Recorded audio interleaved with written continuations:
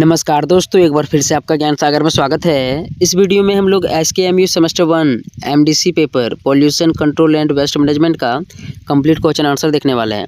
फिर से एक बार देख लीजिए आप लोग। इस बार आप लोगों को सेमेस्टर 1 एसकेएमयू सेमेस्टर 1 सेशन 2025 से 29 वालों को ठीक है क्या करना है, एमडीसी पेपर में pollution control and waste management पढ़ना है। बहुत सारे स्टूडेंट मतलब रखे होंगे, तो इसका हम लोग यहाँ पर कंप्लीट क्वेश्चन आंसर देखेंगे कि पॉल्यूशन कंट्रोल क्या होता है, प्रदूषण नियंत्रण क्या होता है, अपशिष्ट प्रबंधन क्या होता है, इसके बारे में आपका प्रश्न रहेगा। मतलब एक तरह से हम लोग बोल सकते हैं कि प्रदूषण क्या होता है, पर्यावरण क्या होता है, इसी से रिलेटेड प्रश्न रहेंगे। उससे पहले मैं बता देता हूँ, जो आपका एग्जाम होगा 75 मार्क्स का एग्जाम हो, जहाँ पर आप लोग एग्जाम लिखने जाइएगा वहाँ पर 75 मार्क्स का आपका क्वेश्चन पेपर रहेगा। इसमें आप लोगों को 30 मार्क्स लाना है। पासिंग मार्क्स जो रहेगा आपका 30 मार्क्स रहेगा। साथ ही साथ एग्जाम में आपको 3 घंटे का टाइम मिलेगा। ठीक है, चलते अब हम लोग देखते हैं यहाँ पर किस टाइप के यहाँ पर सिलेबस दिया गया है, क्या क्या पढ़ना है, सारा मैं आपको यहाँ पर बता दूंगा। देखिए, कोर्स कंटेंट में आप लोग देखिएगा तो यूनिट 1 में आप लोगों को यहाँ पर दिया गया है introduction to pollution and environment, मतलब प्रदूषण और पर्यावरण का सामान्य परिचय आपको यहाँ पर बताना है। जैसे प्रदूषण के कौन कौन से प्रकार होते हैं, एनवायरनमेंट के कौन कौन से तत्व हैं, यहाँ और भी बहुत सारे दिए गए हैं, इनके बारे में पढ़ना है। आगे देख लेते हैं हम लोग। यूनिट 2 में आप लोगों को यहाँ पर पढ़ना है pollution of natural sources and remediation strategies, मतलब प्रदूषण के प्राकृतिक स्रोत कौन कौन से होते हैं, प्रदूषण कैसे फैलता है, इसके स्रोत क्या है, साथ ही साथ कौन कौन सी नीतियाँ और रणनीतियाँ जिसके द्वारा इन सभी प्रदूषक के स्रोतों को कम किया जा सके। तो इन्हीं सभी को यूनिट 2 में पढ़ना आप लोगों को। बाकी यहाँ पर देखिएगा तो बहुत लंबा सिलेबस दिया गया है। ठीक है, तो सारा भी हम लोग देखेंगे कि क्या क्या क्वेश्चन बनेगा, कौन कौन से इंपॉर्टेंट क्वेश्चन रहेगा, सारा मैं आपको यहाँ पर बताऊँगा। थर्ड यूनिट आपका यहाँ पर दिया गया है emerging waste management strategy and policy, मतलब वर्तमान समय में जो अपशिष्ट मतलब पदार्थ होते हैं, इसके मैनेजमेंट के लिए कौन कौन सी नीतियाँ रणनीतियाँ अपनाई जाती है, कौन कौन सी नीतियाँ रणनीतियाँ हैं, इसके बारे में आपको यहाँ पर पढ़ना पड़ेगा। ठीक है, जैसे यहाँ पर आप लोग देख सकते हैं 1986 का वाटर एक्ट जो है, ठीक है, और भी बहुत सारे यहाँ पर दिए गए हैं, इन सभी को आपको यहाँ पर पढ़ना पड़ेगा। तो सारा मैं आपको यहाँ पर बताऊँगा। चलते अब हम लोग यहाँ पर समय को बर्बाद किए बिना सीधे क्वेश्चन आंसर को देखते हैं, ताकि आपको पता चल जाएगा कि किस टाइप के आपके एग्जाम में प्रश्न आएंगे, क्या पूछा जाएगा। तो सबसे पहले हम लोग यहाँ पर 1 मार्क्स वाले को कवर करते हैं, एक अंक वाले प्रश्न को कवर करते हैं। मतलब एक तरह से हम लोग बोल सकते हैं जो शॉर्ट क्वेश्चन आपका रहेगा। ठीक है, इसको हम लोग यहाँ पर देख लेते हैं। उसके बाद मैं आपको यहाँ पर लॉन्ग क्वेश्चन भी बताऊँगा जो सीधे आपके एग्जाम में भिड़ेगा। तो सबसे पहले हम लोग यहाँ पर शॉर्ट क्वेश्चन देख लेते हैं। पहला क्वेश्चन आपका यहाँ पर दिया गया, प्रदूषण क्या है, व्हाट इज़ पॉल्यूशन। तो बहुत ही सिंपल है, एक बार आपको केवल सुन लेना है, कुछ नहीं करना है। देखिए यहाँ पर पर्यावरण में हानिकारक पदार्थों की उपस्थिति को प्रदूषण कहते हैं। मतलब जब पर्यावरण के तत्वों जैसे जल, वायु, मिट्टी, इन सभी में हानिकारक पदार्थ मिल जाते हैं, जिससे इनकी शुद्धता खराब हो जाती है। मतलब जल खराब हो जाते हैं, वायु में शुद्धता मतलब शुद्धता जो होती है नष्ट हो जाती है, उसमें कुछ गंदगियाँ मिल जाती है, यही सभी प्रदूषण कहलाते हैं। तो जब पर्यावरण के तत्वों में जैसे वायु, जल, मिट्टी, इन सभी में हानिकारक पदार्थ मिल जाते हैं, तो इसे ही प्रदूषण बोला जाता है।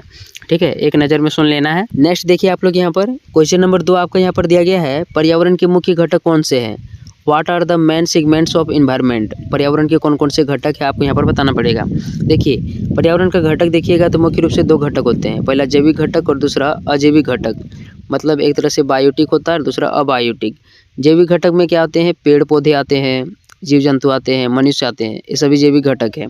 लेकिन यदि अजैविक घटक देखिएगा तो इसमें हो जाएगा वायु, जल, मृदा, ये सभी क्या है, अजैविक घटक हैं। तो पर्यावरण के मुख्य रूप से 2 घटक होते हैं, जैविक घटक और अजैविक घटक। जैविक घटक में जीव जंतु आते हैं और अजैविक घटक में वायु, जल, मृदा, ये सभी आते हैं। लेकिन आपको यहाँ पर वायु, जल, मृदा, इन सभी के बारे में पढ़ना है। ठीक है, आगे देख लेते हैं हम लोग। देखिए, नेक्स्ट आपका यहाँ पर दिया गया है, वायु प्रदूषण क्या है, व्हाट इज़ एयर पोल्यूशन। तो बस आपको लिख देना है, क्या लिख दीजिएगा, जब वायु में हानिकारक पदार्थ मिल जाता है तो क्या होता है, इससे वायु जो होता है अशुद्ध हो जाता है, मतलब उसकी जो भी शुद्धता होती है उसमें कमी आ जाती है, यही क्या कहलाता है, वायु प्रदूषण कहलाता है। ठीक है, इस तरह से आप लोग लिख सकते हैं, जो भी वायु होता है जहरीली हो जाती है। आगे देख लीजिए, नेक्स्ट आपका यहाँ पर दिया गया है, जल प्रदूषण क्या है, what is water pollution. Water pollution क्या होता है, जब जल में हानिकारक पदार्थ मिल जाते हैं, जिससे क्या होता है, जल नष्ट हो जाता है, उसमें जो भी प्राकृतिक तत्व होते हैं धीरे धीरे उसमें कमी आने लगती है, यही क्या होता है, जल प्रदूषण कहलाता है। ठीक है, क्वेश्चन नंबर 5 आप लोग यहाँ पर देखो। नेक्स्ट क्वेश्चन आपका यहाँ पर दिया गया है, मृदा प्रदूषण क्या है, व्हाट इज़ सॉइल पोल्यूशन। तो बस एक तरह से आपको ध्यान में रख लेना है। जैसे मिट्टी में विषैले पदार्थों के जमा होने वाला प्रदूषण क्या कहलाता है? मृदा प्रदूषण कहलाता है। जब मृदा या मिट्टी में क्या होता है, हानिकारक पदार्थ मिल जाते हैं, जैसे प्लास्टिक हो गया, कूड़े करकट हो गया, तो इससे जो उसमें कृषि होने वाली क्षमता होती है कम हो जाती है, उपजाऊ क्षमता कम हो जाती है। ये क्या कहलाता है? मृदा प्रदूषण कहलाता है। बस आप लोग भी अपने अपने से कुछ जोड़ करके लिख सकते हो, एक बार केवल आपको समझ लेना है। नेक्स्ट आपका यहाँ पर दिया गया है, प्रदूषक क्या होता है, पॉल्यूटेंट क्या होता है, इसके बारे में यहाँ पर पूछा जा रहा है। तो इसको देख लीजिए, वह पदार्थ जो पर्यावरण को दूषित करता है उसको क्या बोला जाता है? प्रदूषक बोला जाता है। जो पदार्थ पर्यावरण को दूषित करता है वह क्या कहलाता है? प्रदूषक कहलाता है। प्राथमिक प्रदूषक होता है, द्वितीयक प्रदूषक होता है, ऐसे बहुत होते हैं। अभी हम लोग यहाँ पर देख लेंगे। देखिए यहाँ पर नेक्स्ट क्वेश्चन आपका यहाँ पर दिया गया है, प्राथमिक प्रदूषक क्या है? तो इसको देख लीजिए, जैसे प्राइमरी पोल्यूटेंट क्या होता है? जो सीधे स्रोत से पर्यावरण में क्या होते हैं? निकलते हैं। फिर से देख लीजिए, जो सीधे स्रोत से वातावरण में निकलते हैं ये क्या कहलाते हैं? प्राथमिक प्रदूषक कहलाते हैं। मतलब जो प्रदूषक सीधे वातावरण से निकलते हैं इसको बोला जाता है प्राइमरी पोल्यूटेंट, प्राथमिक प्रदूषक। क्या होते हैं अभी हम लोग सभी देखेंगे अच्छी तरह से। पहले यहाँ पर शॉर्ट नज़र में एक बार देख लीजिए। नेक्स्ट आपका यहाँ पर दिया गया है, द्वितीयक प्रदूषक क्या है? जो रासायनिक अभिक्रियाओं से वातावरण में बनते हैं द्वितीयक प्रदूषक कहलाता है। जो रासायनिक अभिक्रियाओं के द्वारा क्या होता है? वातावरण में प्रदूषक बनते हैं, द्वितीयक प्रदूषक कहलाता है। नेक्स्ट आपका यहाँ पर दिया गया ग्रीन हाउस प्रभाव क्या है? What is green house effect? तो ग्रीन हाउस इफेक्ट क्या होता है? जो सूर्य से जो भी किरणें आती है पृथ्वी पर आती तो है, लेकिन जो यहाँ का वायुमंडल है इसे आने तो देती है लेकिन फिर वापस नहीं जाने देती है, जिससे वायुमंडल क्या हो जाता है? गर्म हो जाता है। यही क्या कहलाता है? ग्रीन हाउस प्रभाव कहलाता है। ग्रीन हाउस प्रभाव जो होता है, कार्बन डाइऑक्साइड हो गया, मीथेन हो गया, जलवाष्प हो गया, इन सभी के कारण मुख्य रूप से होता है। ठीक है, आगे देख लेते हैं हम लोग। तो ग्रीन हाउस इफेक्ट को आप लोग यहाँ पर समझ गए होंगे। वायुमंडल में गैसों के कारण पृथ्वी के तापमान में वृद्धि होता है, इसे ही ग्रीन हाउस इफेक्ट बोला जाता है। और इसकी जो पूरी प्रक्रिया होती है यही जब तापमान बढ़ जाता है तो यह पूरी प्रक्रिया क्या कहलाती है? ग्लोबल वार्मिंग कहलाती है। नेक्स्ट आपका यहाँ पर दिया गया है, जल प्रदूषक के मुख्य स्रोत क्या है? What are the main source of water pollution? जल प्रदूषण कैसे फैलता है इसको बताना है। तो सबसे पहले जो घरेलू कचरा होता है, ठीक है, जब वह नालियों के द्वारा नदी में मिल जाता है तो इससे जल प्रदूषण होता है। औद्योगिक अपशिष्ट हो गया, कृषि अपशिष्ट हो गया, ये सभी क्या करते हैं? जल को प्रदूषित करते हैं। ठीक है, नेक्स्ट आपका यहाँ पर दिया गया है, प्राथमिक जल उपचार क्या है? What is primary treatment of water? तो जल से ठोस कणों को हटाने की प्रारंभिक प्रक्रिया क्या कहलाती है? प्राथमिक जल उपचार कहलाती है। फिर से देख लीजिए, जल से ठोस कणों को हटाने की प्रारंभिक प्रक्रिया प्राथमिक जल उपचार कहलाती है। नेक्स्ट देखते हैं हम लोग। अगला आपका क्वेश्चन दिया गया है, यूट्रोफिकेशन क्या है? What is eutrophication? तो समझ लेना है, इसी तरह से प्रश्न रहेंगे आपके। जैसे यहाँ पर बताया जा रहा है, जल में पोषक तत्वों की अधिकता से शैवाल की वृद्धि हो जाती है, तो इसे क्या बोला जाता है? यूट्रोफिकेशन बोला जाता है।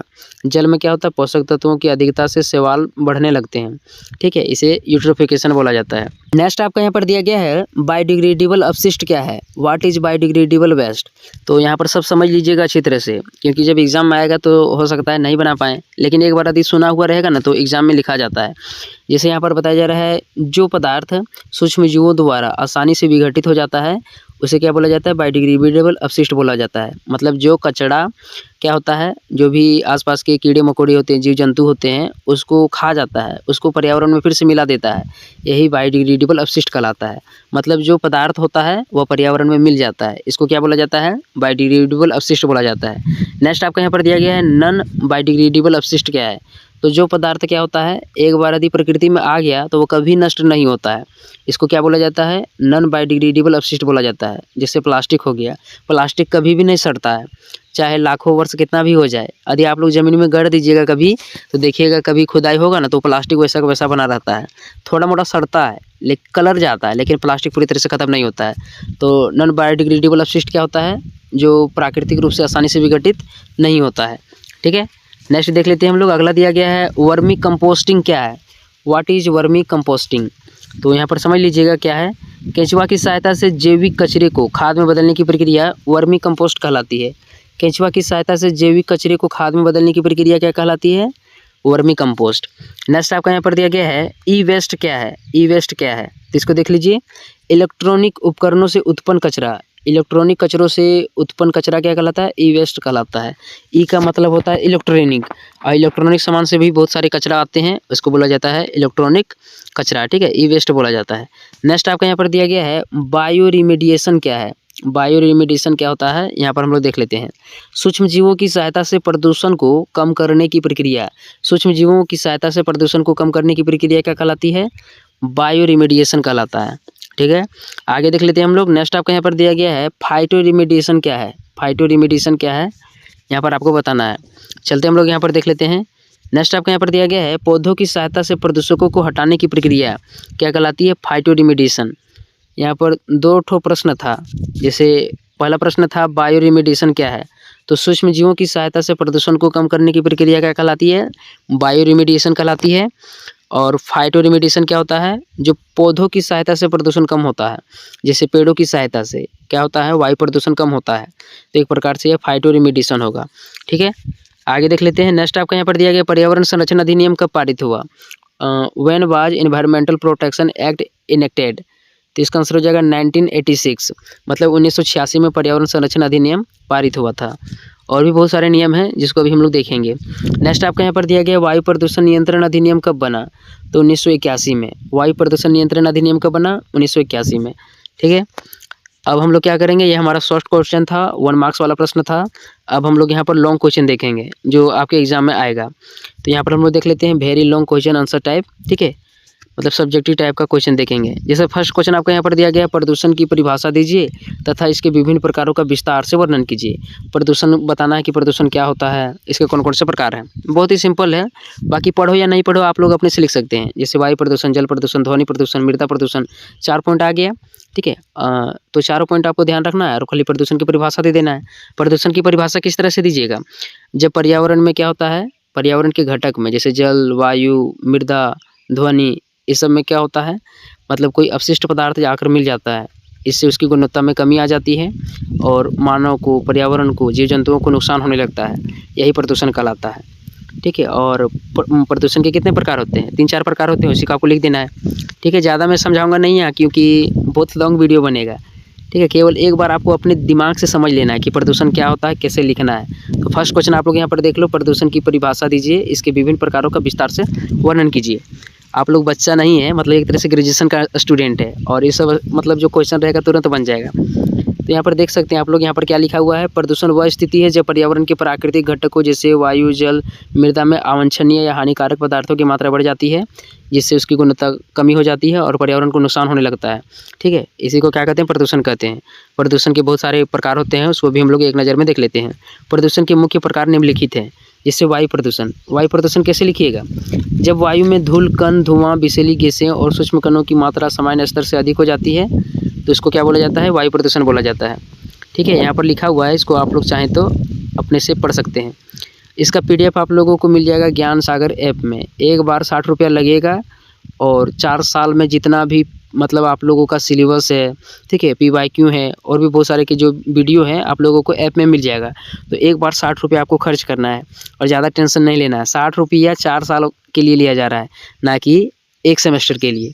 ठीक है, जबकि हम लोग BVU में पढ़ाते हैं ना, मैं भी बिना भाई यूनिवर्सिटी का मतलब जो भी जितना भी स्टूडेंट रहता है उसको भी मैं देता हूँ। ठीक है, मतलब नीट स्टडी में नोट्स प्रोवाइड कराता हूँ। तो वहाँ पर एक सब्जेक्ट का 100 रुपया लेते हैं, झूठ काहे बोलेंगे।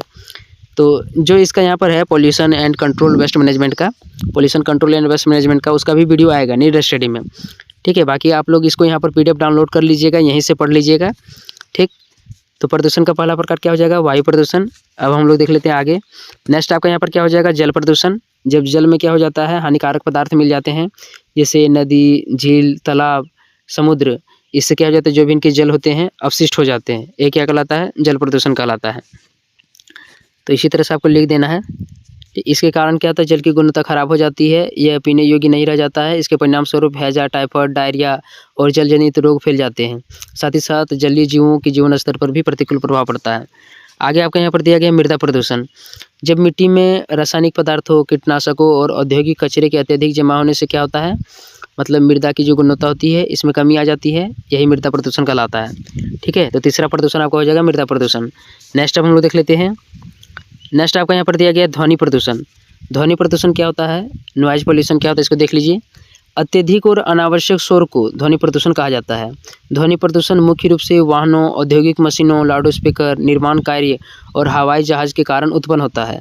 यह मानसिक तनाव, सिर दर्द, अनिद्रा, सुनने की क्षमता में कमी जैसी समस्याएं पैदा कर सकता है।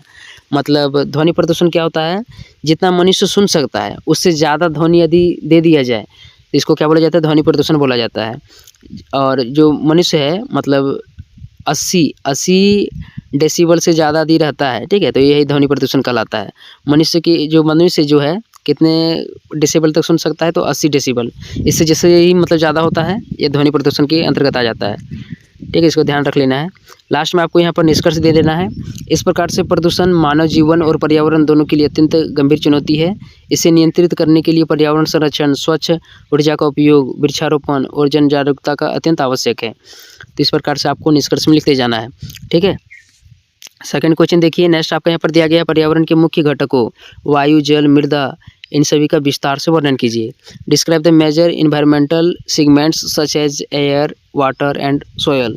तो चलते हम लोग यहाँ पर देख लेते हैं वायु, जल, मृदा क्या होता है, कौन कौन से पर्यावरण के घटक हैं। जैसे यहाँ पर बताया जा रहा है, पर्यावरण वह समग्र प्रणाली है जिसमें जीवित और निर्जीव तत्व एक दूसरे के साथ परस्पर क्रिया करते हैं। पर्यावरण के मुख्य घटक वायु, जल, मृदा है।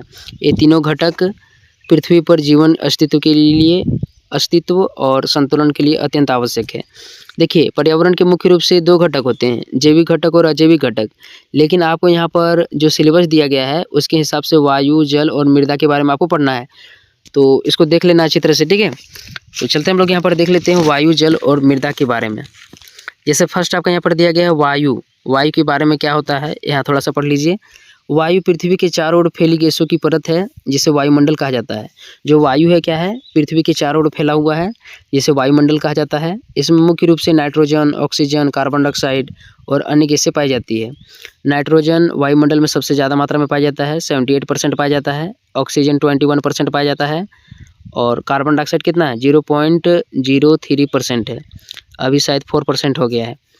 और अन्य आर्गन भी एक है, ठीक है, 0.93% के बराबर है। तो इस प्रकार से जो 4 गैसें हैं आपका मुख्य रूप से वायुमंडल में पाया जाता है, इसकी मात्रा भी आपको ध्यान में रख लेना है, ठीक है।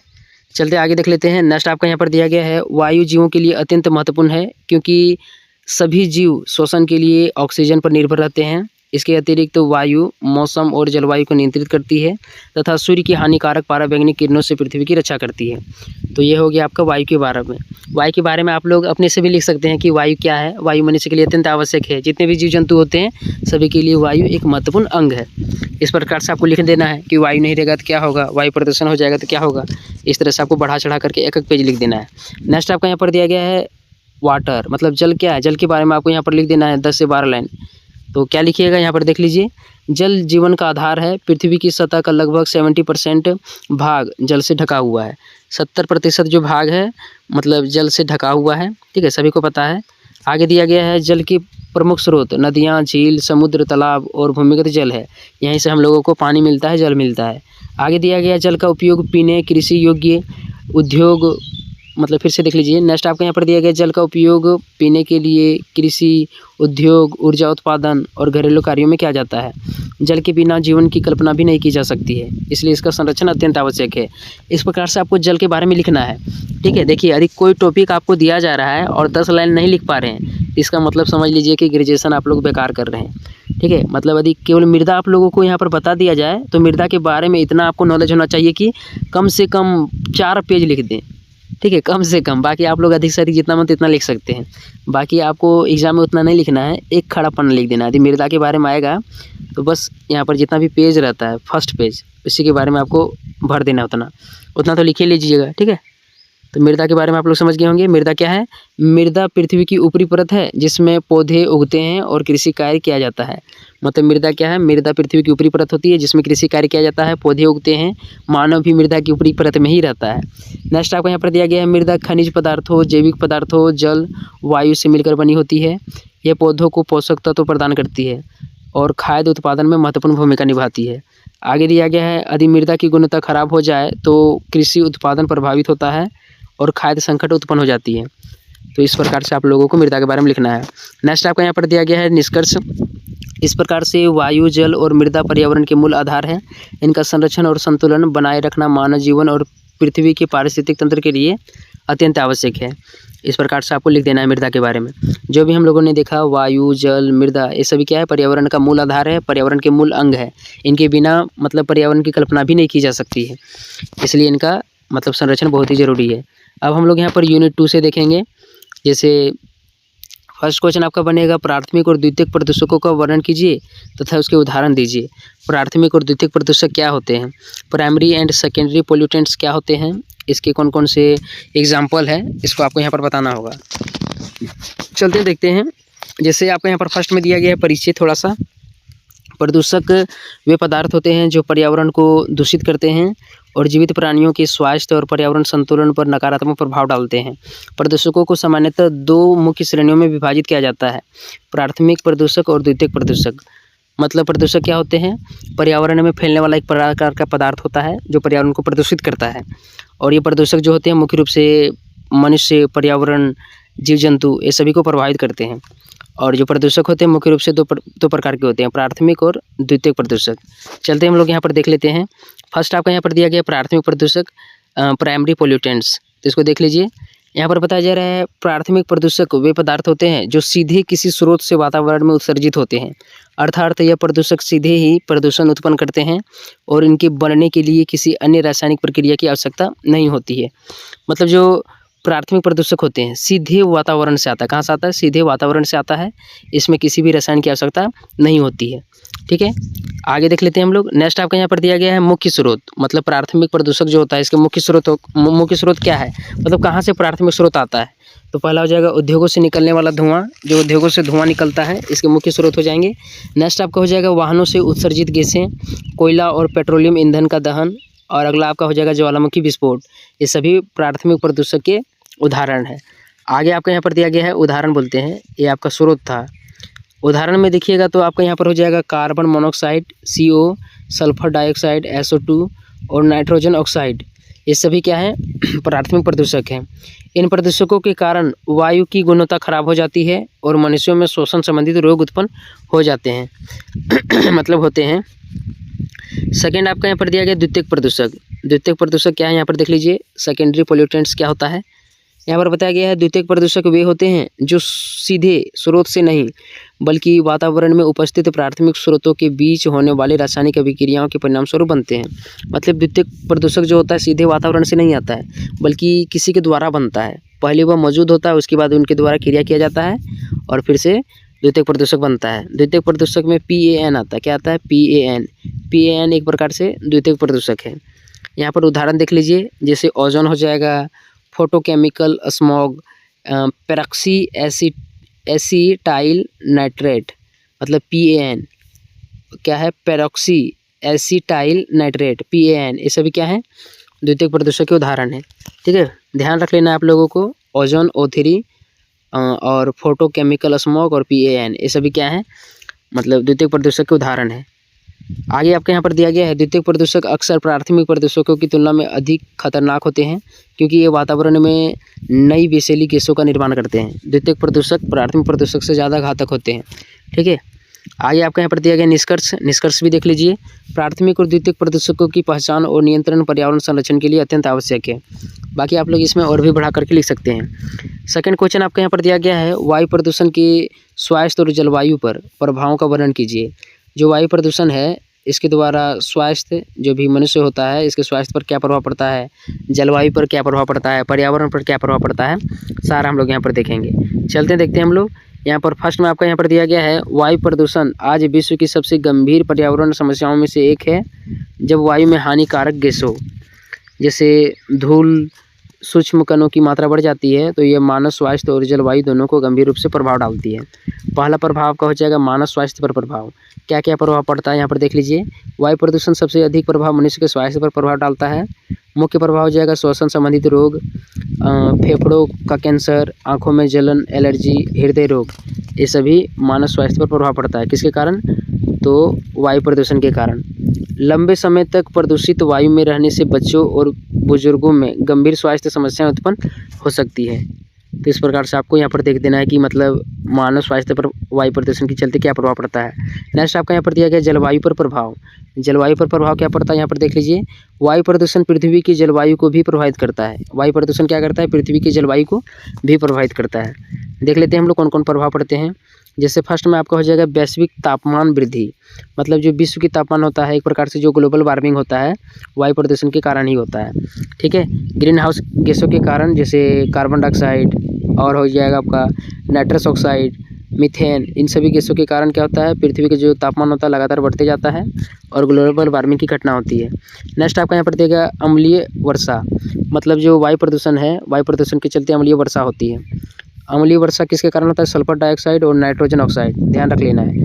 SO2 और N2O, इन दोनों के कारण क्या होता है, अम्लीय वर्षा होता है। ठीक है, अम्लीय वर्षा जब होती है तो इससे मिट्टी, जल और वनस्पति को नुकसान होता है। आगे देख लेते हैं हम लोग। नेक्स्ट आपका यहाँ पर दिया गया ओजोन परत पर क्षरण।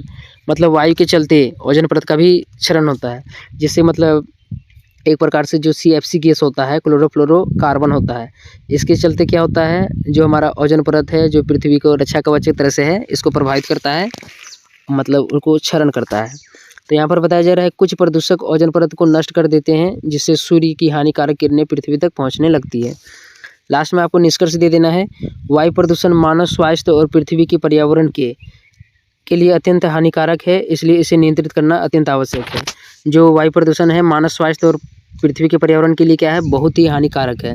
यदि इसको कंट्रोल ना किया जाए तो बहुत ही आगे नुकसान होने वाला है। ठीक है, बाकी इसके अभी से प्रभाव देखने को मिलते हैं, जैसे दिल्ली जो है वहाँ पर वायु प्रदूषण ज़्यादा देखने को मिलता है। नेक्स्ट आपका यहाँ पर दिया गया है थर्ड क्वेश्चन, वायु प्रदूषण नियंत्रण के लिए प्रयुक्त उपकरणों का वर्णन कीजिए।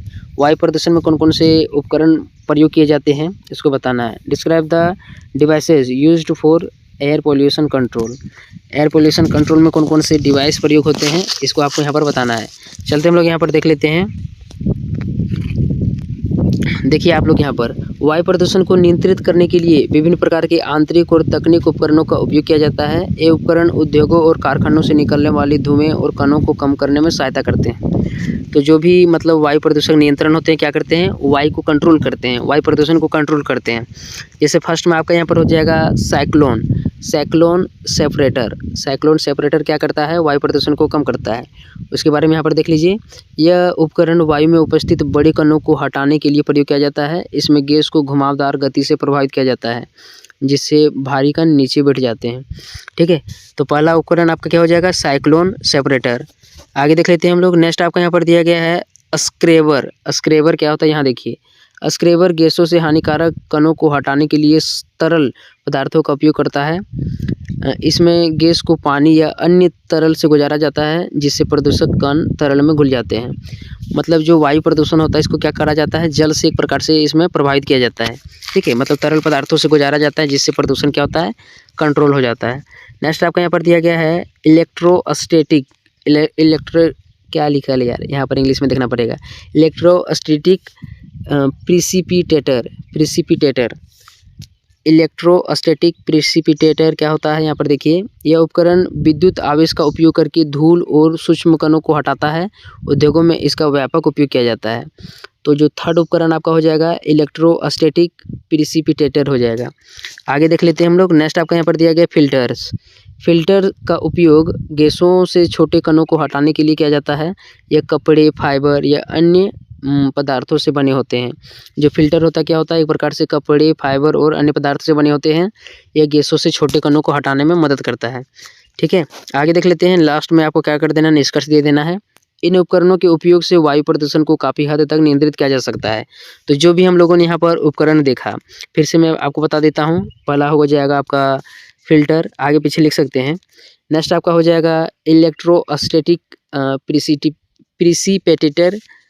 नेक्स्ट आपका हो जाएगा स्क्रेबर, और फर्स्ट में आपका क्या हो जाएगा, साइक्लोन सेपरेटर।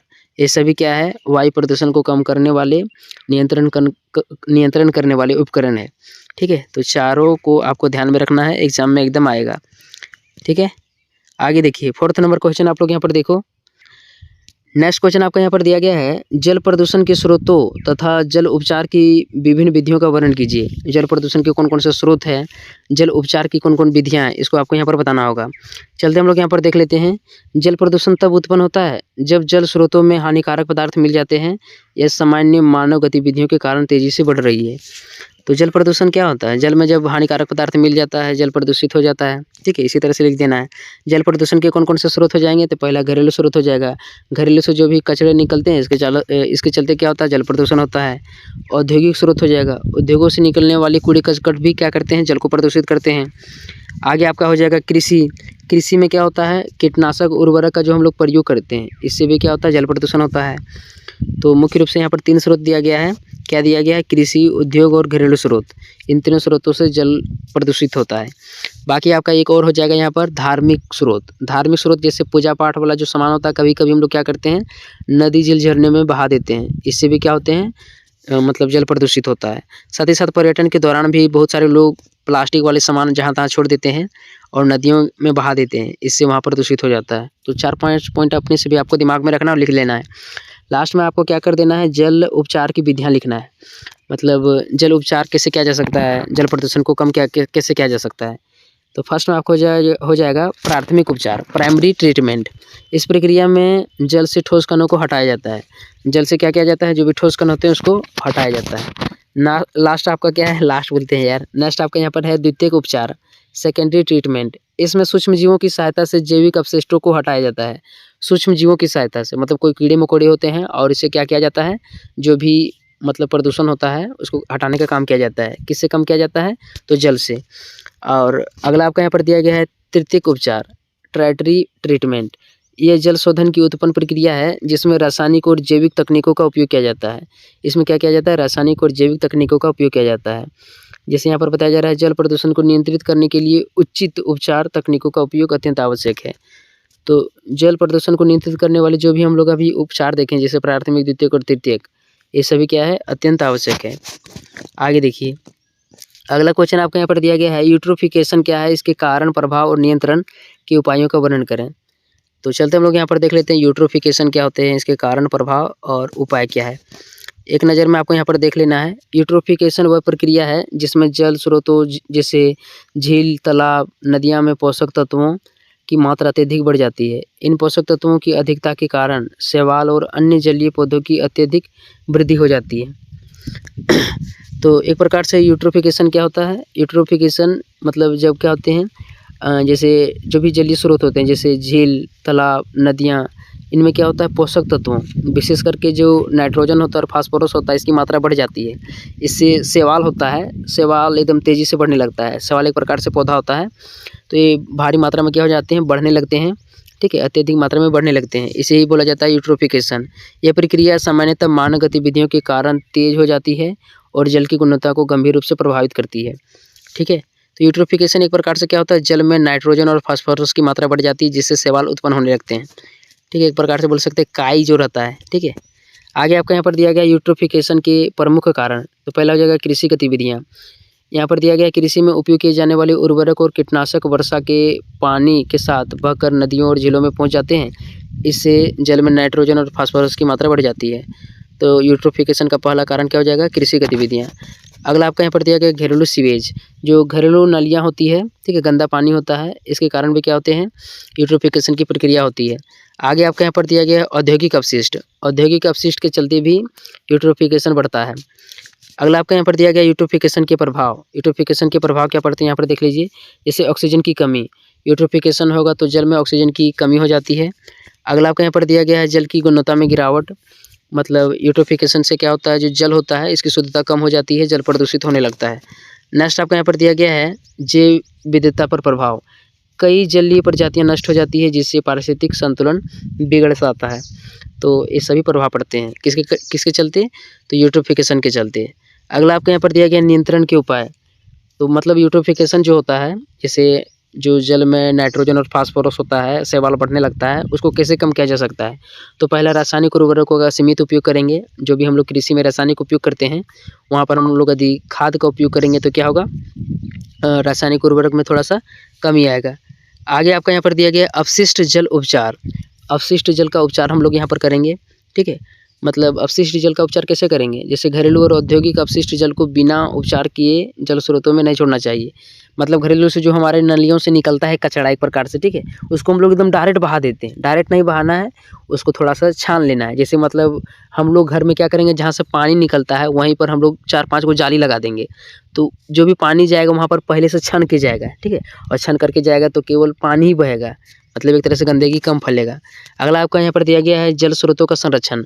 जल स्रोतों का हम लोगों को संरक्षण करना पड़ेगा, जैसे झील, नदियाँ के आसपास वृक्षारोपण, पर्यावरण के संरक्षण उपाय करने चाहिए।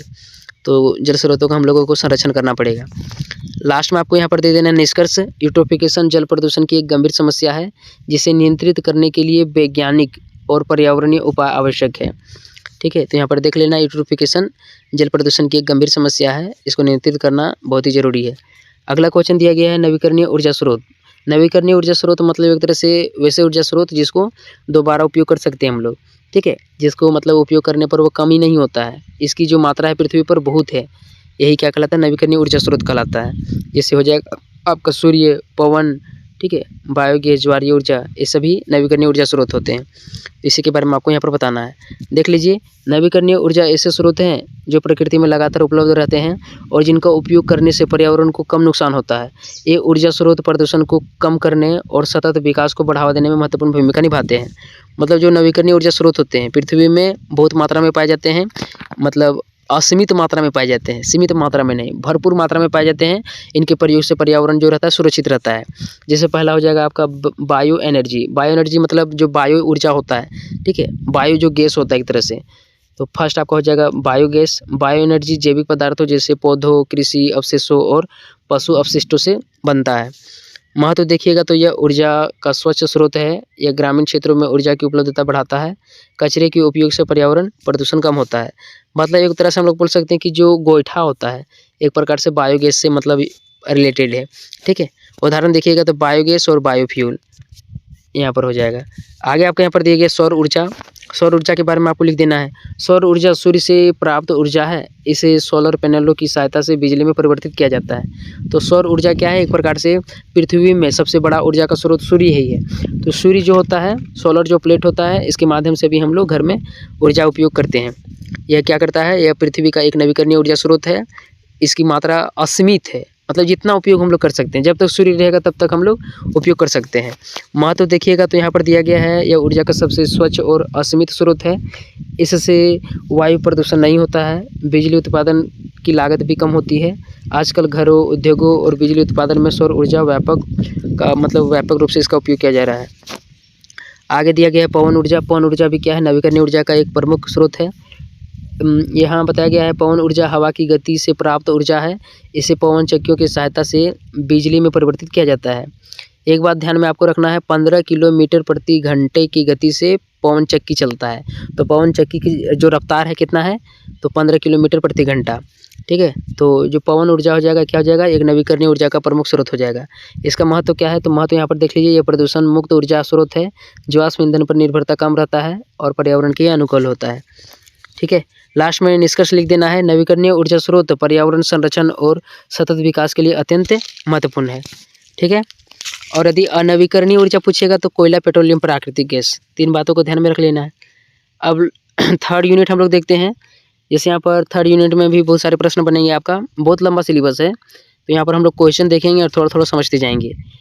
फर्स्ट क्वेश्चन है, ई कचरा क्या है, ई वेस्ट क्या है, इसके प्रमुख स्रोत, हानिकारक प्रभाव तथा प्रबंधन उपायों का वर्णन करें।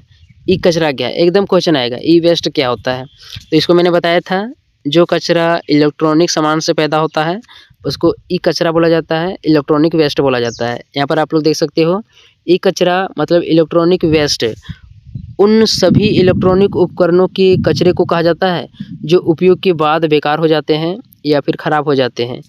आगे हम लोग देख लेते हैं। यहाँ पर बताया जा रहा है, आधुनिक तकनीक युग में mobile phone, computer, television, laptop, अन्य इलेक्ट्रॉनिक उपकरणों का उपयोग तेज़ी से बढ़ रहा है। इसके अनुपयोग हो जाने पर जो कचरा उत्पन्न होता है उसे ई कचरा कहा जाता है। मतलब बहुत सारे कचरा होते हैं, कहीं कहीं पर टीवी भी जो बनता है, ठीक है, जहाँ पर एक तरह से सामान बनते हैं, इलेक्ट्रॉनिक सामान बनते हैं, वहाँ पर बहुत सारे कचरा रहते हैं, तो वही कचरा ई वेस्ट कहलाता है। इलेक्ट्रॉनिक सामान जो संबंधित रहता है वह ई कचरा कहलाएगा, ठीक है। आगे देख लेते हैं हम लोग ई कचरा के प्रमुख स्रोत क्या है, कहाँ से ई कचरा आता है। तो घरेलू इलेक्ट्रॉनिक उपकरण जैसे मोबाइल हो गया, टीवी, कंप्यूटर, लैपटॉप, फ्रिज, ये सभी क्या करते हैं, जब ख़राब हो जाते हैं तो एक प्रकार से ई कचरा में बदल जाता है। आगे आपके यहाँ पर दिया गया औद्योगिक और व्यावसायिक उपकरण, कार्यालयों, उद्योगों, संस्थानों में उपयोग किए जाने वाले इलेक्ट्रॉनिक उपकरण भी बड़ी मात्रा में ई कचरा उत्पन्न करते हैं। अगला दिया गया है सूचना प्रौद्योगिकी उपकरण, आईटी उपयोग में कंप्यूटर और सर्वर का तेज़ी से बदलना भी ई कचरे का बढ़ती मात्रा है। क्या बोल देते हैं यार, आईटी उद्योग में कंप्यूटर और सर्वर का तेज़ी से बदलना भी ई कचरे की मात्रा बढ़ाता है। मतलब एक प्रकार से जो औद्योगिक सूचना उपकरण होता है, एक प्रकार से जहाँ पर मतलब कंप्यूटर बहुत सारे रखे होते हैं, मतलब जैसे आप लोग एग्ज़ाम कभी देने जाइएगा, ठीक है, जैसे रेलवे का एग्ज़ाम हो गया, एनटीपीसी का एग्ज़ाम हो गया और एनईटी नेट का एग्ज़ाम हो गया, तो एक प्रकार से केंद्र बना होता है, कंप्यूटर का केंद्र बना होता है, आईटी सेल बना होता है, तो वहाँ पर भी बहुत सारे कचरे होते हैं, ठीक है, वो यहाँ पर बताया जा रहा है। अब हम लोग यहाँ पर देख लेते हैं ई कचरे के हानिकारक प्रभाव क्या है। तो पर्यावरण प्रदूषण होगा, ई कचरे में शीशा, पारा, कैडमियम जैसे विषैले पदार्थ होते हैं जो मिट्टी और जल को प्रदूषित करते हैं। आगे दिया गया है मानव स्वास्थ्य पर प्रभाव डालेगा, इन विषैले पदार्थों के संपर्क में आने से कैंसर, तंत्रिका तंत्र की समस्या और श्वसन रोग ये सभी होते हैं। अगला दिया गया है जैव विविधता पर प्रभाव, प्रदूषण के कारण कई जीवों और पौधों के जीवन पर भी नकारात्मक प्रभाव पड़ता है, ठीक है। आगे देख लेते हैं, तो ये सभी प्रभाव होते हैं, ठीक है, क्या क्या प्रभाव पड़ते हैं सो आगे आपके यहाँ पर दिया गया है ई कचरे के प्रबंधन के उपाय। ई कचरे का प्रबंधन का उपाय हम लोग कैसे कर सकते हैं। तो पहला है पुनर्चक्रण मतलब जो भी इलेक्ट्रॉनिक सामान होता है उसको हम लोग बार बार उपयोग करेंगे तो इलेक्ट्रॉनिक कचरा कम हो जाएगा। आगे आपके यहाँ पर दिया गया है सुरक्षित निपटान, ई कचरे को विशेष प्रबंधन केंद्रों में सुरक्षित तरीके से नष्ट किया जाना चाहिए ताकि जो है ये कचरा मतलब ख़त्म हो जाए। आगे दिया गया है जन जागरूकता, लोगों को ई कचरे के खतरों के बारे में जागरूक करना पड़ेगा कि इससे मनुष्य, पर्यावरण और भी बहुत सारे चीज़ों को नुकसान होता है, ठीक है, तभी ई कचरा कम होगा। आगे दिया गया है निष्कर्ष, ई कचरा आधुनिक समाज की एक गंभीर समस्या है, इसलिए इसके उचित प्रबंधन और पुनर्चक्रण की आवश्यकता है। तो ई कचरा क्या है, आधुनिक समाज की गंभीर समस्या है। आज हम लोग जो मोबाइल देख रहे हैं ये भी एक प्रकार का कचरा बन जाएगा, यदि नहीं चलने लगे 2-4 दिन तो हम लोग फेंक देते हैं घर में, तो इस प्रकार से भी कचरा फैलता है। आगे आपके यहाँ पर दिया गया है प्लास्टिक तथा माइक्रो प्लास्टिक कचरे के प्रभाव और नियंत्रण के उपायों का वर्णन कीजिए। प्लास्टिक और माइक्रो प्लास्टिक कचरे के प्रभाव क्या होते हैं, इसके नियंत्रण उपाय क्या है, इसको बताना है। चलते ही नज़र में देख लेते हैं। प्लास्टिक आधुनिक जीवन का एक महत्वपूर्ण भाग बन चुका है, लेकिन इसका अत्यधिक उपयोग पर्यावरण के लिए गंभीर समस्या बन गया है। प्लास्टिक एक गैर जैविक अपघटनीय पदार्थ है जो प्राकृतिक रूप से आसानी से विघटित नहीं होता है। मतलब प्लास्टिक क्या है इसके बारे में आपको बताना है, प्लास्टिक किस प्रकार से प्रदूषण फैलाता है इसके बारे में आपको यहाँ पर लिखना पड़ेगा। तो प्लास्टिक क्या है, एक प्रकार से गैर अपघटनीय पदार्थ है, मतलब ये अपघटित नहीं होता है, नष्ट नहीं होता है, ठीक है। आगे आपके यहाँ पर बताया गया है माइक्रो प्लास्टिक, प्लास्टिक के अत्यंत छोटे कण होते हैं जो जल, मिट्टी और हवा में पाए जाते हैं। माइक्रो प्लास्टिक क्या होता है, प्लास्टिक तो हम लोग आसपास के जमीन क्षेत्रों में देख सकते हैं, आसपास के घरों में देख सकते हैं, जैसे टेबल कुर्सी जितना भी रहता है प्लास्टिक का ही आजकल बना हुआ रहता है। लेकिन माइक्रो प्लास्टिक क्या है, यहाँ पर देखिए बहुत ही इंपॉर्टेंट है। माइक्रो प्लास्टिक क्या होते हैं, अत्यंत छोटे कण होते हैं जो जल में भी पाया जा सकता है, मिट्टी में भी पाया जा सकता है और हवा में भी पाया जा सकता है। तो कितना खतरनाक होगा समझ लीजिए, यदि हवा में पाया जाएगा और हम लोग सांस लेंगे तो इससे कैंसर हो जाएगा, ठीक है, और कैंसर की समस्या भी आजकल बहुत देखने को मिलता है, ठीक है। प्लास्टिक कचरे के प्रमुख प्रभाव क्या है यहाँ पर हम लोग देख लेते हैं। सबसे पहले पर्यावरण प्रदूषण होगा, मतलब पर्यावरण में यदि प्लास्टिक यहाँ वहाँ फैला रहेगा तो प्रदूषण होगा, ठीक है। आगे दिया गया जलीय जीवों पर प्रभाव, प्लास्टिक को यदि हम लोग जल में फेंक देते हैं जैसे नदी, समुद्र, झील, तो इसमें क्या होगा, जो जलीय जीव होंगे वो प्रभावित होंगे। आगे दिया गया मानव स्वास्थ्य पर प्रभाव, माइक्रो प्लास्टिक भोजन, जल के माध्यम से मानव शरीर में प्रवेश कर सकता है जिससे स्वास्थ्य समस्याएं उत्पन्न हो सकती है। एक नज़र में देखना है। नियंत्रण के उपाय, प्लास्टिक जो कचरा आता है किसको कैसे नियंत्रित कर सकते हैं। तो एकल उपयोग प्लास्टिक के उपयोग को कम करना चाहिए, एकल उपयोग प्लास्टिक के उपयोग को कम करना चाहिए। मतलब एक तरह से हम लोग क्या कर सकते हैं, जो प्लास्टिक का उपयोग होगा, ठीक है, इसको भी हम लोग कम ही करेंगे, साथ ही साथ जो प्लास्टिक का उपयोग होगा, ठीक है, इसको एक तरह से हम लोग बार बार उपयोग कर सकते हैं, ऐसा ट्राई हम लोगों को करना पड़ेगा, वरना कचरा फैलेगा और प्रदूषण भी होगा। अगला आपको यहाँ पर दिया गया है पुनर्चक्रण, प्लास्टिक कचरे को पुनर्चक्रित करके पुनः उपयोग में लाया जा सकता है। मतलब बार बार प्रयोग करेंगे तो कचरा कम होगा, ठीक है, और एक तरह से इसको हम लोग क्या कर सकते हैं, नियंत्रित कर सकते हैं। आगे दिया गया वैकल्पिक पदार्थों का उपयोग, कागज़, कपड़े, जैविक पदार्थों से बने उत्पादों का उपयोग बढ़ाना चाहिए ताकि जो प्लास्टिक है इसके उत्पादन में कमी आए और मतलब एक तरह से जो उत्पादन होता है, ठीक है, कंट्रोल में आ जाए। मतलब इसका मतलब जो कचरा फैलेगा इसमें एक तरह से नियंत्रित आ जाए।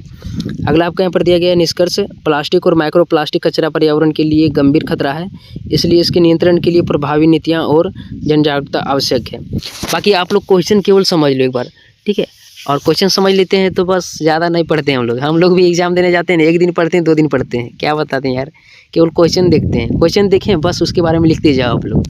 देखिए अगला क्वेश्चन, नेक्स्ट क्वेश्चन आपका दिया हुआ है पर्यावरण संरक्षण से संबंधित प्रमुख कानूनों जैसे EPA 1986, water act 1974, air act 1981, इन सभी का वर्णन करना है। मतलब पर्यावरण से संबंधित प्रमुख कानून कौन कौन से हैं, जैसे 1986 का वाटर पोल्यूशन, नहीं EPA 1986, वाटर एक्ट 1974 और एयर एक्ट मतलब वायु प्रदूषण जो समस्या है 1981, इनके बारे में बताना होगा। चलते हम लोग देख लेते हैं। यहाँ पर बताया जा रहा है पर्यावरण संरक्षण के लिए भारत सरकार ने कई महत्वपूर्ण कानून बनाए हैं। इन कानूनों का उद्देश्य पर्यावरण प्रदूषण को नियंत्रित करना और प्राकृतिक संसाधनों की रक्षा करना है। चलते देख लेते हैं हम लोग पर्यावरण संरक्षण के लिए भारत सरकार ने कौन कौन से नियम कानून अपनाए हैं। जैसे फर्स्ट यहाँ पर दिया गया है जल, जैसे जल को मतलब एक प्रकार से जो जल प्रदूषण होता है, निवारण होता है, नियंत्रण होता है, इसको नियंत्रित करने के लिए जल अधिनियम 1974 अपनाया गया था। यहाँ पर देख लीजिए, इस अधिनियम का मुख्य उद्देश्य जल प्रदूषण को रोकना और जल की गुणवत्ता को बनाए रखना है। इसके अंतर्गत जल प्रदूषण नियंत्रित बोर्ड की स्थापना की गई ताकि उद्योगों और अन्य स्रोतों से होने वाले जल प्रदूषण को नियंत्रित किया जा सके। एक बार देख लेना अच्छी नज़र में, ठीक है, अच्छी नज़र में बोल देते हैं यार, क्या बोलते हैं यार, एक बार बढ़िया से देख लेना है। जल अधिनियम 1974, इसके द्वारा जल प्रदूषण को कम करने पर जोर दिया गया था। अगला आपके यहाँ पर दिया गया वायु प्रदूषण अधिनियम 1981, वायु अधिनियम 1981। इस अधिनियम का उद्देश्य वायु प्रदूषण को रोकना और वायु की गुणवत्ता को बनाए रखना है। इस कानून के अंतर्गत उद्योगों और वाहनों से निकलने वाले प्रदूषकों को नियंत्रित करने के लिए नियम बनाए गए थे। आगे देख लीजिए, नेक्स्ट आपको यहाँ पर दिया गया पर्यावरण संरक्षण अधिनियम 1986। पर्यावरण संरक्षण के लिए भी एक नियम लागू किया गया था 1986 में। यहाँ देख लेते हैं हम लोग, यह अधिनियम भारत में पर्यावरण संरक्षण के लिए सबसे महत्वपूर्ण कानूनों में से एक है। इसका उद्देश्य पर्यावरण की रक्षा करना और प्रदूषक नियंत्रण के लिए प्रभावी उपाय और लागू करना है। मतलब पर्यावरण संरक्षण अधिनियम 1986 के बारे में ध्यान रखना है कि पर्यावरण संरक्षण के लिए 1986 में कानून अपनाया गया था, जिसके द्वारा पर्यावरण में जो भी प्रदूषण फैल रहे हैं उसको कम करना था। लास्ट में आपको यहाँ पर दे देना है निष्कर्ष, इन कानूनों के माध्यम से सरकार पर्यावरण प्रदूषण को नियंत्रित करने और सतत विकास को बढ़ावा देने का प्रयास करती है। तो इस तरह से आपको लिखना होगा, ठीक है। और भी बहुत सारे यहाँ पर दिए गए हैं, देखिए आपका यहाँ पर टोटल 61 पेज है, तो कितना बताना है। नेक्स्ट आपका यहाँ पर दिया गया है बायो रिमीडिएशन और फाइटो रिमीडिएशन क्या है, इनके महत्व और उपयोग का वर्णन कीजिए। तो चलते हम लोग यहाँ पर समझ लेते हैं बायो रिमीडिएशन और फाइटो रिमीडिएशन क्या है, ठीक है। जैसे यहाँ पर बताया जा रहा है, पर्यावरण प्रदूषण को कम करने के लिए वैज्ञानिकों ने कई आधुनिक तकनीकों का विकास किया है। इसमें बायो रिमीडिएशन और फाइटो रिमीडिएशन 2 महत्वपूर्ण विधियाँ हैं। इन तकनीकों के माध्यम से प्राकृतिक जीवों और पौधों की सहायता से प्रदूषकों को हटाया जाता है। चलते हम लोग देख लेते हैं यहाँ पर क्या क्या है बायो रिमीडिएशन और फाइटो रिमीडिएशन। जैसे आपका यहाँ पर फर्स्ट में दिया गया है, बायो रिमीडिएशन वह प्रक्रिया है जिसमें सूक्ष्म जीवों जैसे बैक्टीरिया, फफूंद की सहायता से पर्यावरण में उपस्थित हानिकारक पदार्थों को नष्ट या कम किया जाता है। आगे देखिए इसका महत्व यहाँ पर दिया गया है, यह पर्यावरण के अनुकूल तकनीक है। इसमें रासायनिक पदार्थों की आवश्यकता कम होती है, प्रदूषण को प्राकृतिक तरीके से कम किया जाता है। मतलब एक प्रकार से प्रदूषण को सूक्ष्म जीवों के द्वारा कम किया जाता है। यह क्या कहलाता है, यह क्या कहलाता है, बायो रिमीडिएशन कहलाता है, ठीक है। उदाहरण देखिएगा तो यहाँ पर बताया गया है, तेल रिसाव को साफ करने के लिए सूक्ष्म जीवों का उपयोग किया जाता है। मिट्टी में मौजूद विषैले पदार्थों को भी कम करने के लिए सूक्ष्म जीवों का उपयोग किया जाता है। आगे आपका यहाँ पर दिया गया है फाइटो रिमीडिएशन। फाइटो रिमीडिएशन क्या होता है, फाइटो रिमीडिएशन वह प्रक्रिया है जिसमें पौधों की सहायता से मिट्टी और जल में मौजूद प्रदूषकों को हटाया जाता है। मतलब जब मिट्टी और जो पौधे में जल प्रदूषक होते हैं या जो भी प्रदूषक होते हैं उसको पौधों की सहायता से हटाया जाता है, तो ये क्या कहलाता है, फाइटो रिमीडिएशन कहलाता है। महत्व देख लीजिए, पौधों प्रदूषकों को अवशोषित करके पर्यावरण को साफ करते हैं। यह सस्ती और प्रभावी तकनीक है, पर्यावरण के लिए सुरक्षित है। तो इस प्रकार से आपको ध्यान में रख लेना है। आगे आपके यहाँ पर दिया गया उदाहरण, कुछ पौधे भारी धातुओं को मिट्टी से अवशोषित कर लेते हैं। जलाशयों में उगने वाले पौधे जल को शुद्ध करने में मदद करते हैं। तो इसके उदाहरण हो गए। पानी का मौसम बन गया है दोस्त, क्या करें, इधर अभी आंधी चलने लगा है, सुनाई दे रहा होगा आप लोगों को। अब जल्दी जल्दी आप लोग देख लीजिए। आगे आपको यहाँ पर दे देना निष्कर्ष। बायो रिमेडिएशन और फाइटो रिमेडिएशन पर्यावरण संरक्षण के लिए अत्यंत महत्वपूर्ण और प्रभावी तकनीक है। आगे आपका क्वेश्चन दिया गया है, सतत विकास लक्ष्य क्या है, पर्यावरण संरक्षण में इनकी भूमिका का वर्णन कीजिए। जल्दी जल्दी देख लेते हैं। सतत विकास लक्ष्य संयुक्त राष्ट्र द्वारा निर्धारित 17 वैश्विक लक्ष्य हैं, जिनका उद्देश्य वर्ष 2030 तक विश्व में गरीबी समाप्त करना, पर्यावरण की रक्षा करना और सभी लोगों के लिए समृद्धि सुनिश्चित करना है। मतलब जो सतत विकास लक्ष्य है, सस्टेनेबल डेवलपमेंट जो गोल्स है, 17 लक्ष्य रखा गया है और इसको 2030 तक कंप्लीट करना है। जैसे कोई भी गरीब नहीं रहना चाहिए, कोई भी भूखा नहीं रहना चाहिए, पर्यावरण की रक्षा करना चाहिए, ऐसा इसमें लक्ष्य रखा गया है। लेकिन जैसा वर्तमान स्थिति है, देखकर नहीं लगता है कि कोई भी मतलब गरीबी मुक्त होगा। सो बेरोजगारी लगातार बढ़ते जा रहा है। आगे आपके यहाँ पर दिया गया, ये लक्ष्य 2015 में संयुक्त राष्ट्र द्वारा घोषित किए गए थे और सभी देशों को इन्हें प्राप्त करने के लिए प्रयास करने के लिए कहा गया है। मतलब जितने भी देश है विश्व में, सभी देश को क्या बोला गया है कि आप लोग अपने देश में इस तरह स्थिति बनाइए कि कोई भी गरीब ना रहे, कोई भी भूखा ना रहे, पर्यावरण संरक्षण सुरक्षित रहे। लेकिन स्थिति और भी हालत बिगड़ते जा रहा है। मतलब ऐसा प्रत्येक देश में देखने को नहीं मिलता है। आगे आपके यहाँ पर दिया गया, गरीबी का उन्मूलन, गुणवत्तापूर्ण शिक्षा, स्वच्छ जल और स्वच्छता, सस्ती और स्वच्छ ऊर्जा, जलवायु परिवर्तन का मुकाबला। ये क्या है, जलवायु परिवर्तन को देते हैं। सस्टेनेबल डेवलपमेंट के प्रमुख उद्देश्य हैं। प्रमुख उद्देश्य क्या क्या है, गरीबी को कम करना है, गुणवत्तापूर्ण शिक्षा है, स्वच्छ जल और स्वच्छता है, सस्ती और स्वच्छ ऊर्जा है, जलवायु परिवर्तन का मुकाबला करना है। ठीक है, आगे देख लेते हैं हम लोग। आगे दिया गया, पर्यावरण संरक्षण में सतत विकास की भूमिका, मतलब सस्टेनेबल डेवलपमेंट गोल्स की भूमिका क्या है, इसको देख लेते हैं। जैसे यह जलवायु परिवर्तन को नियंत्रित करता है, ठीक है, प्राकृतिक संसाधनों का संरक्षण करता है। जल्दी जल्दी देख लेते हैं। सतत विकास को बढ़ावा देता है। बाकी आप लोग इसको पढ़ लीजिएगा। लास्ट में निष्कर्ष देना है, सतत विकास लक्ष्य वैश्विक स्तर पर पर्यावरण संरक्षण और मानव विकास के लिए अत्यंत महत्वपूर्ण है। अगला क्वेश्चन दिया गया है, बेसल कन्वेंशन क्या है, इसके उद्देश्यों और महत्व का वर्णन कीजिए। बेसल कन्वेंशन क्या है, चलते हम लोग देख लेते हैं। बेसल कन्वेंशन एक अंतर्राष्ट्रीय समझौता है जिसका उद्देश्य खतरनाक कचरे के अंतर्राष्ट्रीय परिवहन और उसके निपटान को नियंत्रित करना है। यह समझौता 1989 में स्विट्जरलैंड के बेसन शहर में स्वीकार किया गया था। मतलब बेसन जो समझौता था कब हुआ था, 1989 में हुआ था, स्विट्जरलैंड के बेसल शहर में हुआ था। ठीक है, तो बेसल कन्वेंशन है, बेसन बोल देते हैं। बेसल कन्वेंशन के मुख्य उद्देश्य क्या है, तो खतरनाक कचरे के उत्पादन को कम करना है, कचरे के अंतर्राष्ट्रीय परिवहन को नियंत्रित करना है, पर्यावरण संरक्षण करना है। आगे आपका यहाँ पर दिया गया है, बेसल कन्वेंशन का महत्व, पर्यावरण प्रदूषण को कम करने में सहायता करता है, खतरनाक कचरे के सुरक्षित प्रबंधन को बढ़ावा देता है, अंतर्राष्ट्रीय सहयोग को मजबूत करता है। और लास्ट में आपको निष्कर्ष दे देना है, बेसल कन्वेंशन वैश्विक स्तर पर खतरनाक कचरे के प्रबंधन और पर्यावरण संरक्षण के लिए अत्यंत अंतर्राष्ट्रीय समझौता है, मतलब महत्वपूर्ण समझौता है। अब हम लोग मोस्ट इंपॉर्टेंट क्वेश्चन देख लेते हैं, शुरू से लास्ट एकदम, फिर एक बार जैसे मतलब यूनिट 1 से 3 तक फिर से हम लोग देख लेते हैं। फर्स्ट क्वेश्चन आपका यहाँ पर है, प्रदूषण क्या है, इसके कारण, प्रभाव तथा नियंत्रण के उपायों का विस्तार से वर्णन कीजिए। क्वेश्चन देख लीजिए, PDF आप लोगों को मिल जाएगा। कहाँ पर मिल जाएगा, तो ज्ञान सागर ऐप में। फर्स्ट क्वेश्चन क्या है, प्रदूषण क्या है, इसके कौन से प्रभाव हैं, कारण क्या है, नियंत्रण क्या है, उपाय क्या है, इसको बताना है। ठीक है, अब यहाँ पर क्वेश्चन बता दे रहे हैं, वायु प्रदूषण के स्रोत, प्रभाव और नियंत्रण के उपायों का वर्णन कीजिए। सेकंड क्वेश्चन बहुत इंपॉर्टेंट है, आगे देख लेते हैं हम लोग। आगे आपके यहाँ पर दिया गया है, जल प्रदूषण के कारण, प्रभाव और जल उपचार की विधियों का वर्णन करें। इसको देख लेना है। बहुत ही आंधी आ रहा है दोस्त, इधर क्या बताएं, झारखंड में बहुत ही बिजली कड़कने लगता है और हम अभी इधर जंगल तरफ आए हैं, जल्दी जाना पड़ेगा हमको। ठीक है, तो जल्दी जल्दी क्वेश्चन आप लोग देख लीजिए। इसका वीडियो मैं लेकर आऊँगा नीट स्टडी में, एक और वीडियो आएगा NID स्टडी में। ठीक है, अच्छी तरह से बताऊंगा और सब्सक्राइब कर लेना नीट स्टडी को। वहाँ पर लगभग 10 से 12 दिन से वीडियो नहीं अपलोड किए हैं, ध्यान रखना, लेकिन वीडियो जरूर जाएगा। अगला दिया गया है, ठोस अपशिष्ट प्रबंधन की विभिन्न विधियों का वर्णन करें। ठोस अपशिष्ट क्या होता है, इसके प्रबंधन की कौन कौन विधियाँ, इसको बताना है। ठीक है, जल्दी देख लेते हैं हम लोग, बहुत जोर तूफान आ रहा है।